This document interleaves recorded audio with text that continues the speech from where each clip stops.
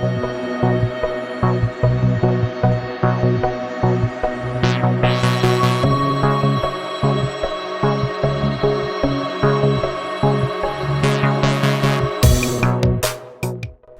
everyone, this is Gary and today we're doing another travel video. Now, as with all my travel videos, this is somewhere that I have visited and I thought it was well worth doing this video because I thought it was well worth a visit, and I would recommend that if you're in the area or you're planning a holiday in this area, that it is well worth thinking about going to this place as well.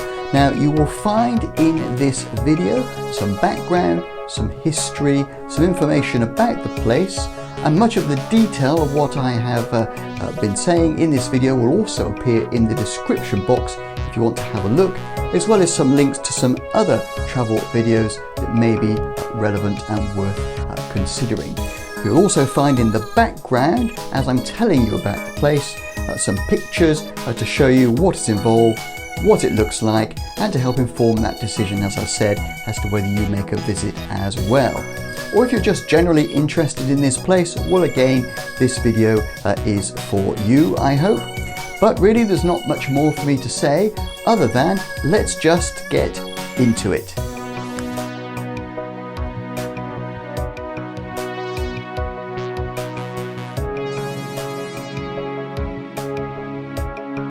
Okay, so here we are at Castell Coch in Wales, and please excuse my pronunciation of that. So what is it all about? Well, the story of Castell Coch, or Red Castle, is a story of what happens when a wealthy Marquess of Bute meets the imaginative architect William Burges.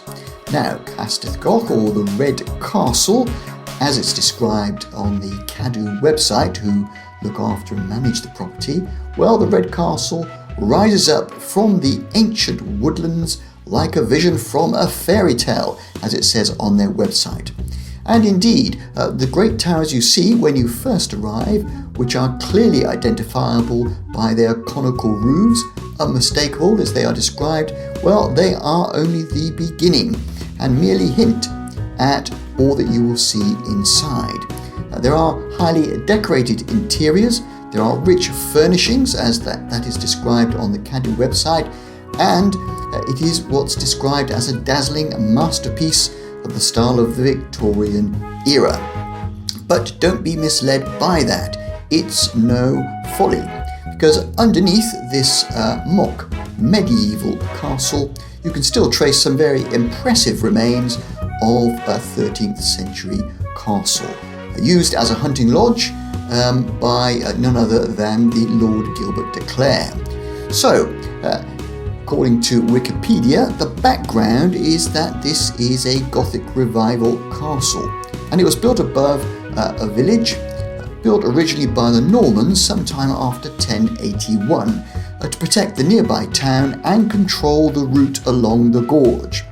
It was abandoned shortly afterwards, but then reused by the one Gilbert de Clare, as already mentioned. It was used by him for a new stone fortification, which was built somewhere between 1267 and 1277.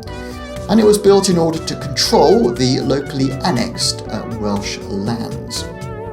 The castle then fell into ruins and were then acquired many years later by John Stuart, the third Earl of Bute, as part of a marriage settlement. Now, according to Cadw, this castle remains a magnificent vision of an imaginary medieval world and is regularly voted by the public as their favourite building in Wales, so for no other reason it is well worth a visit. Now, when the third Marquess of Bute first met the architect and designer William Burges, they were very different men in terms of character, but they had a common interest and they had a common love of medieval art and architecture. And so work began as soon as it possibly could in 1868. It progressed with some haste, but then sadly Burges died in about 1881. and only the banqueting hall at that stage had been completed and decorated and furnished. But there was a team of craftspeople who carried on the work and completed this mock medieval castle with all its very opulent rooms, including the incredible vaulted drawing room, as the Cadw website describes.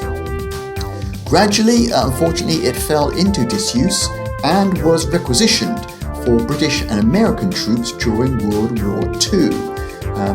But since then, it has entered a new life and become a much-loved national treasure, used for film and television, and is a highly popular wedding venue. So, as always, it is well worth a visit.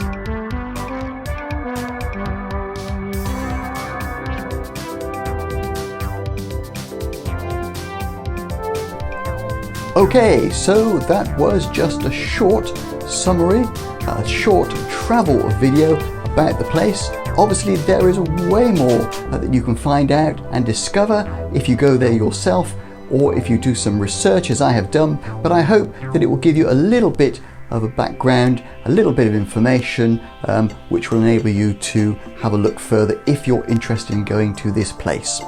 Now, if you like this video, please mark it as a like, and if you want to see more videos like this, well then please subscribe. And apart from that, there's nothing really left to say except thank you very much for watching this video, and bye for now.